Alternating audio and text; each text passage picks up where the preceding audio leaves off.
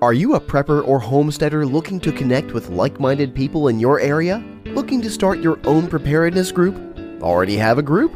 Well, look no further than PrepperNet. PrepperNet is dedicated to personal responsibility, individual freedoms, and being self-reliant. PrepperNet has monthly meetings in over 100 cities where you can meet and learn with like-minded people in your area. PrepperNet, where preppers unite. Find us online at preppernet.com. Survive, thrive, stay alive.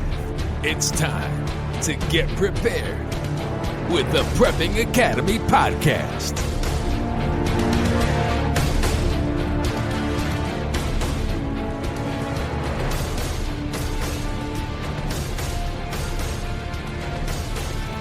Hey, welcome to the Prepping Academy. I am Forrest. This is a special edition of the Prepping Academy podcast. Today I'm going to play a podcast interview where my friend Steve from AlertsUSA interviews a Dr. Hatfield, which is one of the leading virologists, one that studies viruses. And they're going to discuss the virus in China, the coronavirus, and the impact it could have on America. It is an unbelievable, must-listen to, must-share interview. You guys need this information, and you need to share it with your friends and family.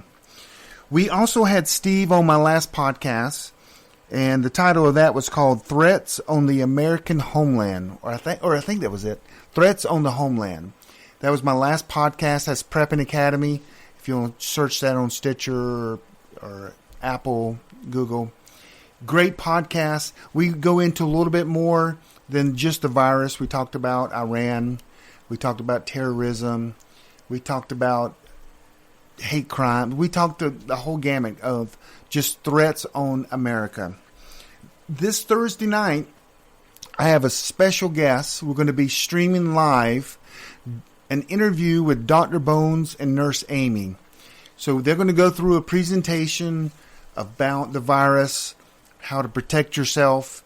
Then at the end, we always go over with these guys. Dr. Bones and Nurse Amy are so gracious. They're also on the PrepperNet expert panel. But we're going to discuss, we'll take your questions live. You ask a question, boom, they'll answer it. Usually this sometimes goes in the evening pretty late, 2+ hours. So to sign up for that, you go to preppernet.com/bones. preppernet.com/bones. That's right, like Dr. Bones and Nurse Amy.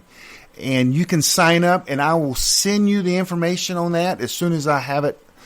You should consider subscribing to AlertsUSA alert service. As PrepperNet members, you get a discount of 25%. Go to preppernet.com/AlertsUSA. That's preppernet.com/AlertsUSA. So with all that said, let's go into the podcast and listen to Steve interview Dr. Hatfield.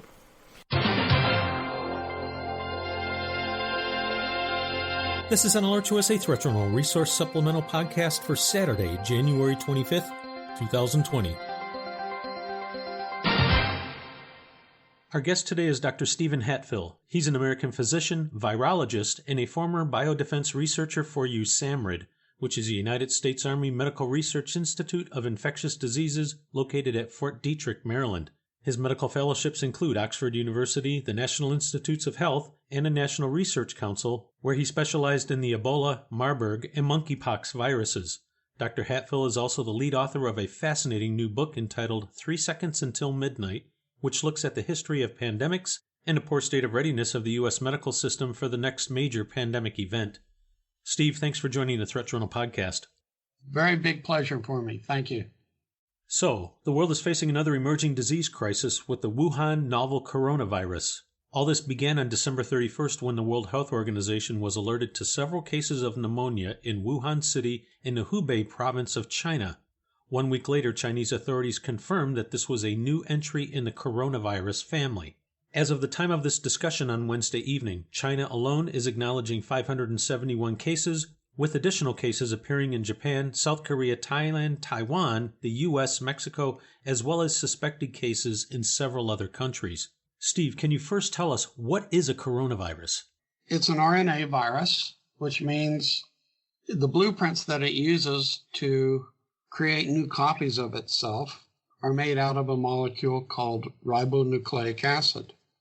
And these viruses are very prone to mutation because every time they copy their blueprint to make another virus, they make at least one mistake.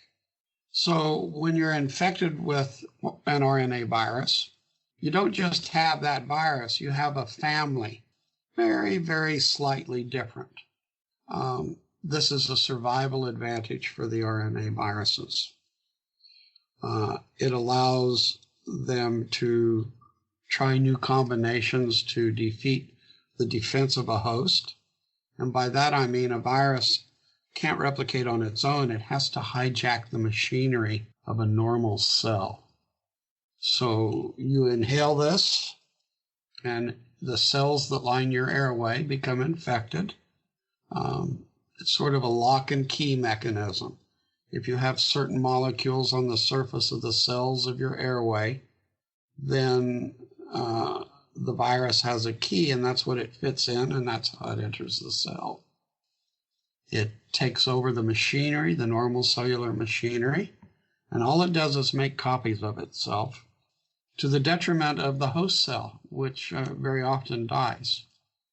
So Steve, let me ask, many people initially infected in this outbreak had visited a live animal market in Wuhan. That suggests they caught the virus through contact with animals there.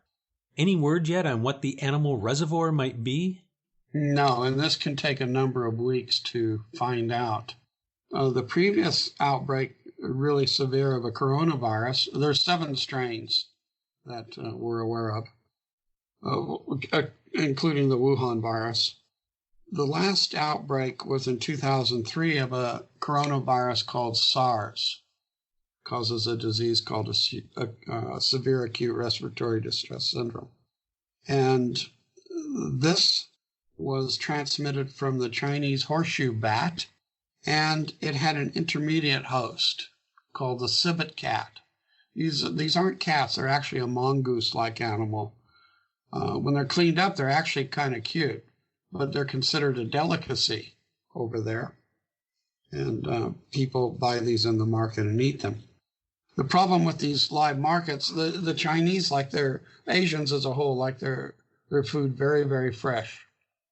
So if you're over there and you're staying with a family, they'll go to the market in the morning and they'll pick out the frogs and the chickens and whatever they want, and they'll be killed at the live market and brought back and prepared, and you'll eat them the same day. You can't get much fresher than that.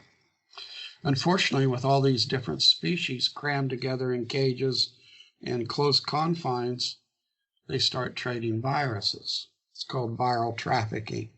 And usually, if a virus has the capacity, and I'm speaking in general, an RNA virus, to infect 2 different species of mammal, then humans are at risk for contracting an infection.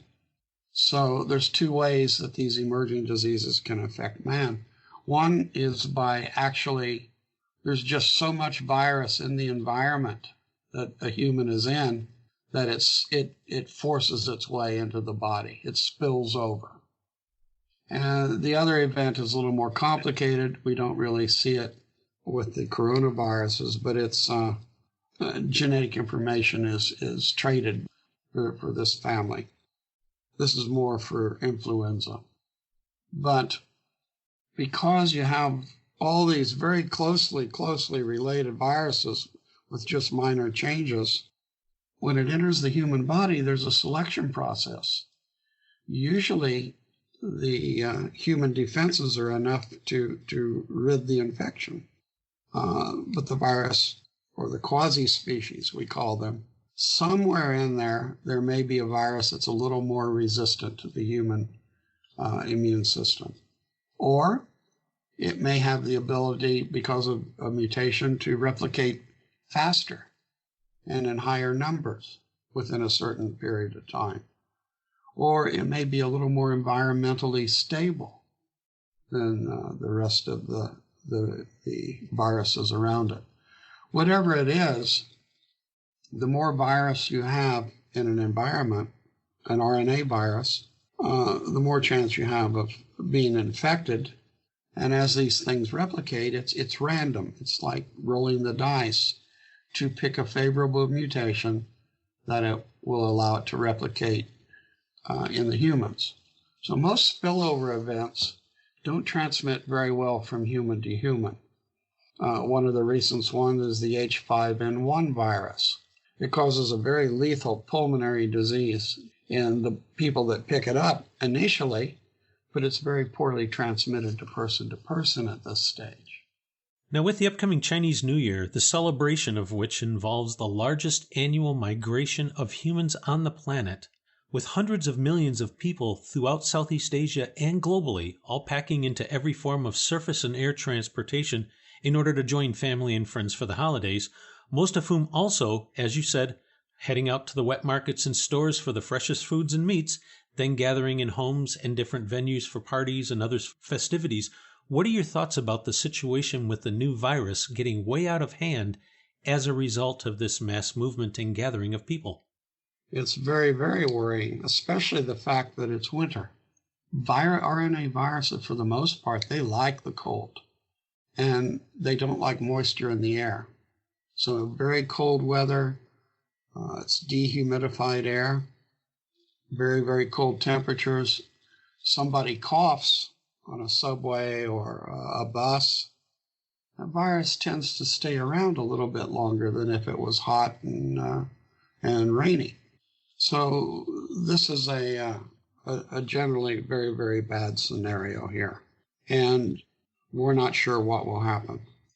So the Department of Homeland Security and CDC have implemented screening procedures at 5 major airports across the U.S. through which most travelers from China enter the country, those being LAX, San Francisco, JFK, Chicago, and Atlanta.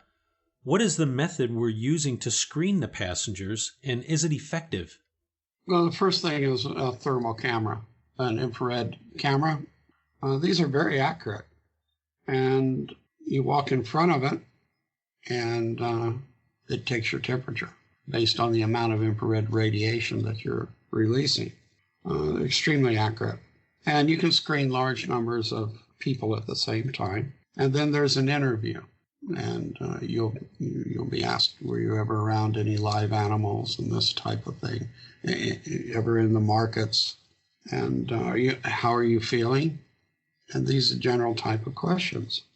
That's about all you can do for such volume of traffic of human beings. Now, there's some tests that are experimental that are out there, which work like a breathalyzer. And you blow into it, and it can tell you if you have a viral infection in your upper airways. But these aren't available yet. Steve, on any list of the world's experts in emerging infectious diseases, your name would certainly be somewhere on that list.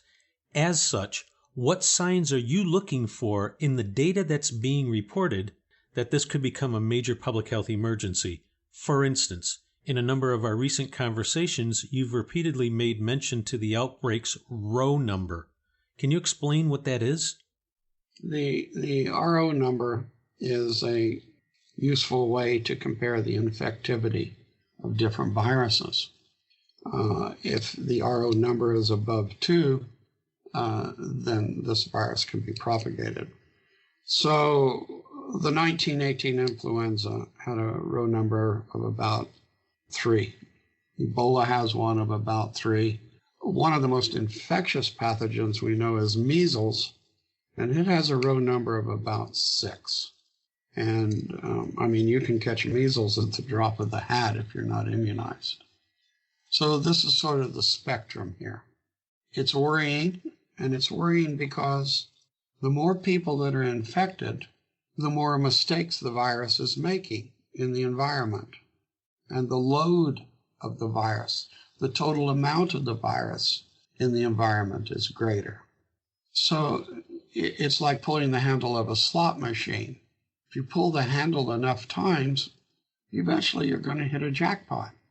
And the more virus you have out there replicating and making errors in its copies, the greater the chance you have that it's going to hit a winning number and find a survival advantage over the rest of the viruses around it that makes it the dominant species.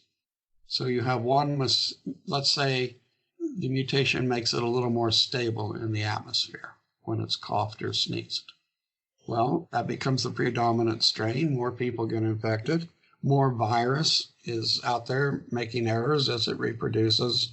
And now you have a mutation that lets it replicate more efficiently in the human. Well, this is not good. You have a virus that is now enhanced stability in the air or on surfaces. And now you have one that's really, the infected person is pumping out a lot of virus into the environment. What we're most concerned about now is a patient infectious before they start running a temperature, a fever? The influenza viruses are really notorious because the patient's secreting a large amount of virus into the environment and they're infectious before they show any symptoms at all, 24 hours later, usually. So we don't know if this coronavirus is doing this. If it is, then it gradually starts to become a worse and worse scenario. So this is why it's important to identify these cases early and then to run down, trace down all the contacts these people have had, and then interview them and watch them for signs of developing a disease, and to keep them isolated until it's past an incubation period and we're sure they're not going to get it. Or if we have rapid diagnostics, which we now have for this virus, we can test them for infection. Hey, let's take a quick break. Are you a prepper or homesteader looking to connect with like-minded people in your area? Looking to start your own preparedness group? Already have a group? Well, look no further than PrepperNet. PrepperNet is dedicated to personal responsibility, individual freedoms, and being self-reliant. PrepperNet has monthly meetings in over 100 cities where you can meet and learn with like-minded people in your area. PrepperNet, where preppers unite. Find us online at preppernet.com. Speaking of isolation, the government of China has begun locking down entire cities and halting all ground and air transportation, and no one's being allowed to leave. Do you think that this is going to have a significant impact? China may control it in Wuhan. By the way, no quarantine's ever 100% effective. And if you start getting a lot of cases in Wuhan, people are going to find a way out. It's just the way it works. They'll walk out if they have to, and they're scared enough. It's interesting that it hasn't, to my knowledge, since the Middle Ages that we've ever quarantined a city. I think China's the only place that could have done that. I guess the next question is, how prepared is the U.S. health system to handle a widespread outbreak of this virus here? Well, we're not prepared at all. This effectively cuts right to the heart of your book. I spent a number of years studying our pandemic planning in the United States. And what I was finding, I couldn't believe. This went in, I got a hold of every government accountability GAO report that I could get my hands on this. And they confirmed all my worst fears and other scientists. Right now, if we had something like a 1918 influenza pandemic, about 123 to 125 million people aren't going to get anything, assuming they're supposedly working on a vaccine now. But it takes months to produce these things under current technology. The president is actually quite forward-thinking. He signed into, I think it was an executive order, for a 5-year plan to improve our vaccine production capability. Most of our vaccines, virtually all of them, are made overseas. There's almost nothing that's made in the country. And of course, in a pandemic, how do you know that those overseas plants are going to send it to America? We already had a problem with England one year with an outbreak of flu. So it's not that as much as it is. The federal government has done a very good job in creating a national strategic stockpile of medical items that would be necessary in a severe pandemic. They've also made step-by-step guides for local authorities who will be required to handle the hardest jobs in the pandemic. That is, find extra medical volunteers, make sure that they're trained and know how to use personal protective equipment, stop the hospitals from overflowing by establishing what are called alternate care sites, such as closing a high school and using that building as an alternate treatment center for victims of the infection. And there's just a whole range of things that have to happen. Unfortunately, our local authorities, by and large, are a failure at this. The federal government provides money, but nothing ever seems to happen. And this is from their own surveys that they do from time to time. All the federal government really have said they're responsible for is stimulating new vaccine development, creating the strategic national stockpile, promoting vaccine manufacturing. Now, as you can see now, we can't make the vaccine till we have the virus, and we know what's causing the problem. So we've got the virus, but it's a slow process. And they will get items from the national stockpile to where they're supposed to go. They will deliver it to one point in the state. It's the state's job to distribute it to all the local authorities, both in the large metropolitan areas and to the towns. And it's going to be like a very large family at supper time. So if you're the smallest, you better have a big reach, because there's not much left when the big guys have eaten it.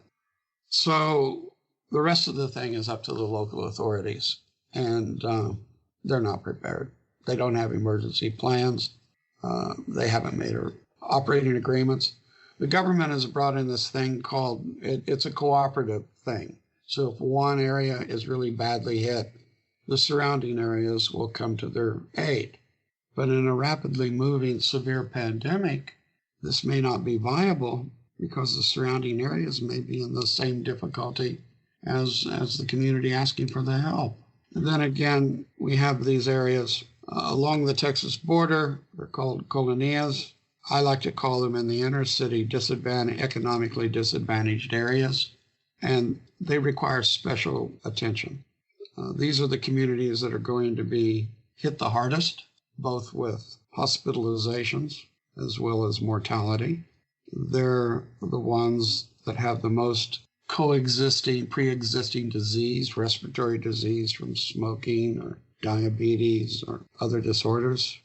And they're the ones that are going to give it to everybody else. The health literacy is very low. All you're going to have is advice for the federal government. If you're sick, don't go to work. Frequently wash your hands. Stay away from others. How are you going to do this if you live paycheck to paycheck and you have to take mass transit into a high-density metropolitan area to get to work? So you can see the problems. These areas require special attention and pre-planning, and it's just not been done. Their parent cities are incapable. If you look at Chicago, it's my understanding Chicago is essentially bankrupt. They don't have any money for pandemic preparedness. So this is the problem. If a local area can handle the pandemic, which essentially it's nothing more than a local epidemic, but if it can handle that itself, then it's free to work on all the other problems that may be associated with a severe disease pandemic. We're living in a very complex, infrastructure-dependent society. This allows us to live in such large numbers. In fact, no other species of large mammal, I'm saying large mammal, has ever lived under the population densities that we have now. So essentially, we're all living in a great global biological experiment. We don't know how this will turn out. Very interesting. Steve, I'm wondering if there's any recommendations you can make to healthcare workers here in America given what's happening right now overseas with the emergence of this new virus? I would add, we've found over the last number of years with the influenza virus that the eye is a target for infection. So somebody coughs and they release a small number of 1 to 5 micron droplets. Most of it are large droplets that will fall out of the air within 3 to 6 feet. But there's this residual aerosol droplets that are left that can stay suspended for hours. These things, if they come in contact with the eye, the surface tension draws them in. And within 20 minutes, your tears drain through a nasolacrimal duct into your nose, your nasopharynx. Within 20 minutes, anything that's contracted through your eye is going to be with the target cells that the virus likes in your upper airway. So you have to add eye protection. Frequent washing of the hands. Every hospital has a small number of isolation rooms with negative pressure. Well, that's not going to be suitable for large numbers of patients. So you kind of want these patients to be nursed off-site. And this is where the pre-planning comes in. For the healthcare workers, constant washing of the hands, wearing of gloves, aprons, high-efficiency particulate air respirator. They call it a respirator now. It's a surgical mask. It's an N95. It can remove 95% of particles in the 1 to 5 micron size range.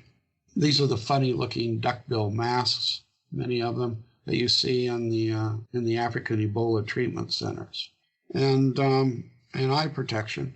And then careful disposal of everything you've been wearing while you're working. That has to be considered infectious as well. And there's a certain way you have to take it off or decontaminate the outside of it before you remove it. And then it has to be carefully disposed as a biohazard. Look, nobody knows how the bread gets into the corner supermarket, corner grocery store. It just somehow magically appears. It started out as wheat in the field, and somehow it gets to the grocery store. Well, that is done through a very complicated process, very complex. And that process from farm to table is dependent on another complex process called gasoline and diesel fuel. How does the gasoline and diesel fuel get from under the ground to the corner gas station? Again, it's through a very complicated logistical process. And I can go on and on and on with power generation, communications, all this type of thing. They're all dependent on each other. If you don't have any gas, you don't have any delivery trucks, you're not getting food. All of this is dependent on a healthy workforce in sufficient numbers. If you start having a large number of sick people and a lot of worker absenteeism, things are going to start breaking down. In our book, we used Philadelphia in 1918, and there's some excellent books on this written by single authors that spent years of research. We acknowledge them in our book, and I would strongly urge you to read these. But it's a big problem. Mortuary. I phoned my hometown of 18,000 people in Illinois, and I took a survey of how many freezers we had for bodies. And counting the funeral home, we had 3. Well, projected out of 18,000 people, let's give it 50 deaths in my hometown from a 1918 type thing. How are you going to handle that? You're going to have to use freezer trucks and this type of thing. You're going to have pre-existing plans on what you're going to do when everything starts to become overwhelmed. For a moderate 1918 influenza type scenario, we're looking at requirement for a 200% increase in the number of hospital beds and a 400% increase in intensive care beds. And even with the stockpile, we don't have enough ventilators to, put people on life support. So your best chance is to minimize this and stop it before it reaches such a level that you can no longer do case contact tracing The principle, we've known how to deal with epidemics for years. You isolate the people that are infected if you have no treatment and no vaccine and it has a mortality. You isolate them so they can't infect anyone else. You go back and you trace all the contacts, the people they've been in contact with, and you isolate those people or test them. You have a test to see if they're infected. You keep them isolated until you do that, and you get on top of it. This is very, very labor intensive. The one case contact in Seattle, I can guarantee you now they're having to look at several hundred people. That requires a lot of healthcare workers, and our nation is 50,000 healthcare workers short. Nobody's going into the field. So we don't have the resources to handle this. We can't do large numbers of case contact tracings, so that's going to make isolation a bit difficult. We don't have, our vacant hospital beds are minimal in this country. The supplies for those hospitals are all just-in-time inventories. We have no plans of surge outside of if the hospital hasn't got emergency supplies, then you're going to have to depend on the strategic national stockpile and wait in line after the big metropolitan areas. Everything is going to try to maintain their continuity of government, both the federal, the state, and the local authorities. And what's left over from that will end up for general consumption. So you can see the problems that we're facing. Steve, do you have any recommendations for the general public if this really starts to spread here in the U.S.? Absolutely. One of the things, though, they could do is close all schools and ban all public areas of gathering. So movie theaters, the taverns, this type of thing. These are all measures that were tried in 1918. They're called non-pharmaceutical interventions. It's what you do when you have an increasing number of patients and there's no drugs and no vaccine. So there's individual precautions you can take, which I've described, constantly washing your hands, avoiding contact. A lot of these things aren't practical to do. You have to go out and work. You have to go get groceries. If you're riding a morning rush hour subway, how are you going to avoid other people? If you're sick, they should be wearing a mask. You can wear a mask. It'll help a little bit. But unless it's a HEPA filtered mask, you'll still inhale some of the particles. It has to have a good seal around your nose and mouth. Any little gap in the air will come in that way. You're going to wear eye protection. We don't have a pandemic respirator that even an elderly person can quickly put on and put off and be comfortable in. This has never been developed. Companies can do things. They can start staggering their work hours if they can, reducing their staff. In some areas, if you can telecommute, that should be encouraged. Not all businesses can do that. And then you still have the problem with people that are in constant exposure to the public. The person that's bagging your groceries, the taxi cab driver, the list goes on and on and on. These people are at very, very high risk if this thing starts to get out of hand. The SARS thing, even though the Chinese delayed notifying the World Health Organization, it was still managed. Well, coronaviruses may differ in their ability to transmit to humans and their infectivity. We see differences in the Ebola virus. It's not just the Ebola virus. There's different strains and different quasi-species. So we can only hope that this will be able to do the case contact tracing and keep it contained. But when you start having to quarantine a city of 11 million people, you can come in, but nobody's going out. We haven't seen this before. It makes you wonder if the case numbers we're getting out of China are correct. Now you combine that with the Chinese New Year, and you have all the prerequisites for a worst-case scenario. An RNA virus that is constantly mutating, large numbers of people packed together from all diverse areas, coming together in families from all over the world, and then everybody going back home. My guess is there'll be more cases coming back than we're leaving. We'll just have to see how this one plays out. You know, this is a great time to make mention of the quote that is at the beginning of your book. It says, "The single biggest threat to man's continued dominance on the planet is the virus."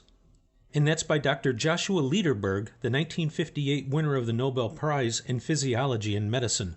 A brilliant man, absolutely brilliant man. And he's absolutely correct.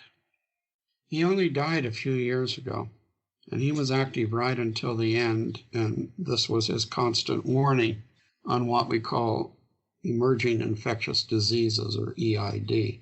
And it's really caused by man's encroachment into formerly wild areas. A lot of these viruses used to be tucked away deep inside some jungle. Well, the jungle's cut down, the palm oil plantations appear, and the number of species are diminished. So viruses that once, most viruses only like one species. They're kind of particular. But when you cut the diversity down, well, these viruses learn to adapt to new host animals. And when they learn to do that, they pick up a predilection for humans. These threatened biodiversity areas are numerous throughout the world, and we're seeing this play out. Dr. Hatfield, you've been extremely generous with your time and the sharing of your expertise on this topic, and we thank you for joining us today on the AlertsUSA Threat Journal podcast. It's been my pleasure, Stephen. Thank you. If you would like to learn more about the AlertsUSA Homeland Security Threat and Incident Notification Service for mobile devices, visit AlertsUSA.com. That's AlertsUSA.com. You can also sign up for our free weekly email newsletter by visiting ThreatJournal.com. Thanks for listening to the Prepping Academy podcast. Preppers Unite at www.preppingacademy.com.